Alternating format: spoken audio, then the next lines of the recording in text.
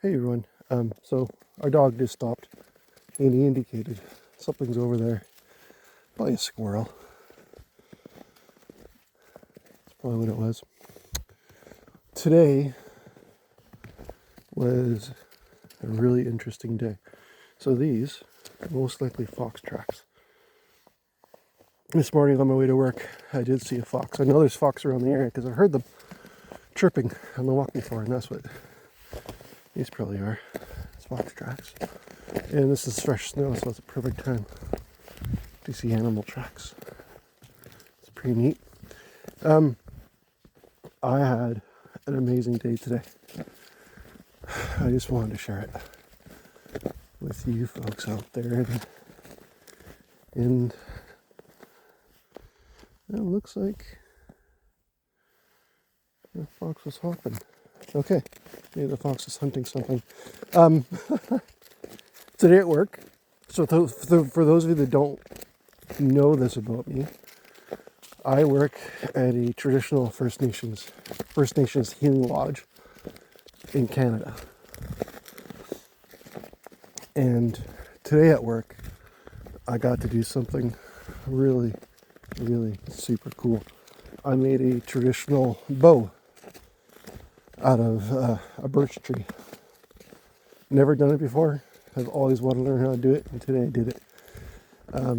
I did get a little bit of help with the carving near the end because I didn't know how thin you have to make the ends, right? Because if you make the ends too thin, it will break.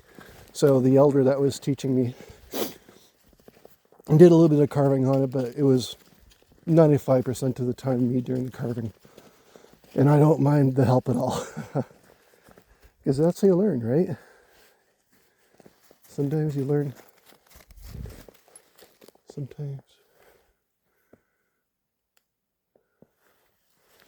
Okay, I know that's the moon over there. Huh. You learn by observing and learning. So, sometimes I'll walk in the bush and I see things and I observe things. But you know, sometimes when you walk, especially at nighttime, as like I do, walking out, is sometimes it gets disorientated. And I just had the experience where I thought the moon was in a different location because I am gaining elevation here.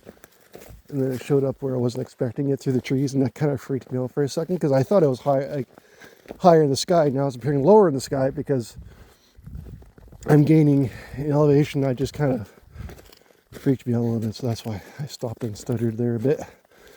And so yeah, it was really cool. Made a bow, my first one, and I want to make more.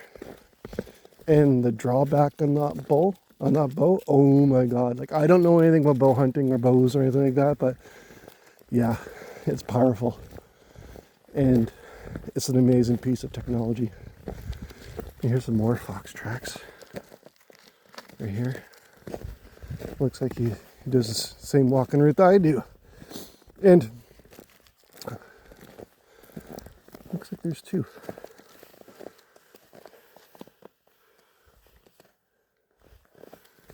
Two sets. And today, just now actually, not that long ago, I had an amazing sense of contentment. And I sometimes get that. You know that Buddhist saying is, before you attain enlightenment, chop wood, carry water. And after you attain enlightenment, chop wood, carry water. I've had certain experiences in my life that point me towards a greater understanding of reality, of existence. And for all those out there who are wondering, I'm not a Buddhist, but I used to attend a Buddhist Sangha when I lived in the Rocky Mountains in Canada. I did attend one. It was awesome. It was wonderful. I miss it actually. Great group of people went there. But for me personally, I came to a realization maybe I can't even say how long ago it was. I can't remember. But I'm not interested in enlightenment. I'm more interested in some deer tracks. I'm more interested in participating in this, what we have around us. And I know, if you attain enlightenment, you don't leave this plane of existence, or you don't go off to some magical world. You still live in this world that we participate in. But I've always just thought that, like all the meditating I do, all the mindfulness I do, all the ceremonies I do, I'm not interested in enlightenment. I don't know why. Maybe, I don't know. That's all I can really say about it. I could go off into like more in-depth conversation or more interesting philosophical explanation on the reasons why I feel drawn to this direction. On my walks, I've never gone this direction with you folks before, I believe. So, but for whatever reason, I'm drawn this way. You may hear some ice cracking. Let's see what happens. Let's go this way. See what kind of animal tracks we can see. We got some deer tracks. See if I can get that without the headlamp. There. Yeah, actually I could have been one that scared that deer away. In this area up here in the summer, it's amazing for blueberry picking. My family and I are big into foraging. I'm big into like mushrooms and blueberries and raspberries. There's a huge raspberry bush over there that we discovered this year. There's wild strawberries here as well. Let's go this way. For some reason, I'm being pulled away from my normal route.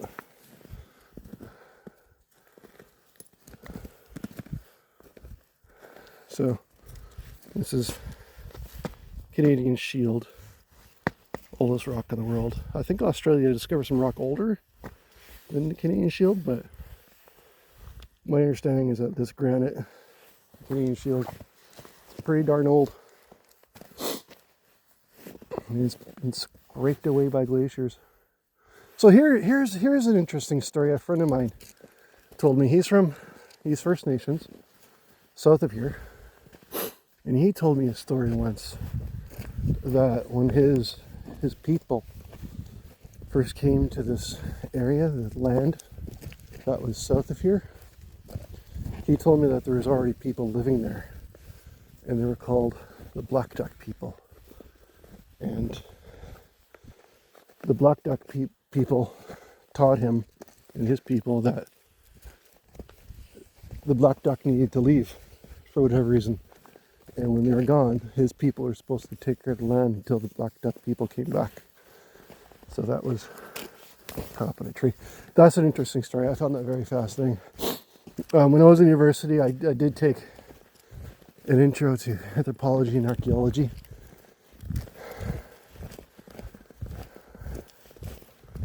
Yeah, a little detour there. I don't know why I was being drawn off. I find those stories fascinating.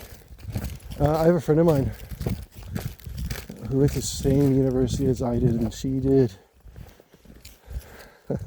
I'm sending her a message telepathically saying, I hope I get this right, my friend. I don't want to say her name for confidentiality, but she's a really close friend of mine. We met in like 2000, 2001. We've been friends ever since. And she did anthropology, archaeology. And she subscribed to my channel, so if I get it wrong, comment. And she told me that there are stories of people on this land, Turtle Island, hunting woolly mammoths, hunting animals that don't exist anymore. And that to me is just incredible. How we have stories going back thousands and thousands and thousands of years. Another story I heard And I hope it's appropriate for me to talk about these things.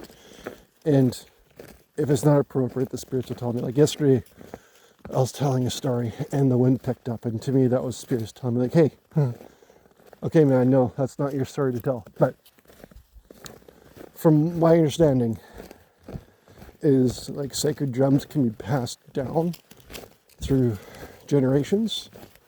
And my understanding is also that drums can carry a spirit.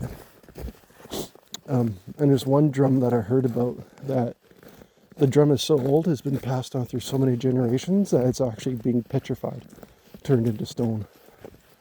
And that's how old that drum is on this land. And I am a settler. I'm of European descent. And for me, it's interesting. Like my entire life, I've had dreams. I've had experiences where the First Nation spirits and the spirits of the land will talk to me, show me things, explain things to me, give me teachings. The little people. Sorry, I'm almost dropping my phone. Little people have bugs indicating something. The little people have come to me in my dreams. And the way it's explained to me is that, regardless of where you're from, you're indigenous to somewhere. You're First Nations to somewhere. So for me, on my father's side, I'm indigenous to Ukraine and Poland. And the Ukrainian I had no idea about until I got my DNA tested. I always known like I was Polish, right? Half Polish. But the Ukrainian part was a surprise. Yeah, the dog keeps on indicating that way. Be quiet for a second.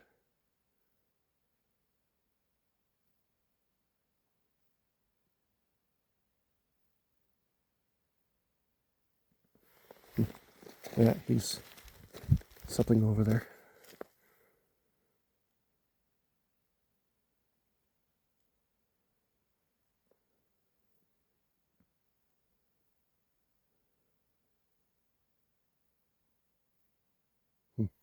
Okay. Who knows what that is? Could be anything. Could be a deer. Could be anything. Miigwech spirit. Miigwech for letting us through. I'll offer some tobacco when I'm done the video. And the other part of me is British. So Scottish, English, and Irish. And Irish was a surprise as well. I had no idea. Like we've always kind of known there could have been some Irish. And if I ever put a video on me on YouTube, you look at me and be like, yeah, that guy's Irish. That guy's Irish. No doubt about it, he's Irish. And I like to wear flat caps, and there's the one flat cap I have in particular. I put it on, and my wife looks at me and goes, "Oh, you're so Irish." It's kind of funny because I got the red beard going on. Okay. Well, I think that's all I got for now. I'm going to end the video here. Then I'm going to offer some tobacco to spirits and say miigwech for letting us through. Now, what's happening right now is my headlamp is reflecting off of the ice crystals in the tree, and it looks like eye shine looking at me. But I know it's like ice crystals, or is it? Oh, but yeah, it's a little spooky. Okay, like, comment, give me a topic to talk about, subscribe. Yeah, hope you folks are doing well. And this talk kind of went off in a different direction than I thought it would. All right. Take care, folks. Bye.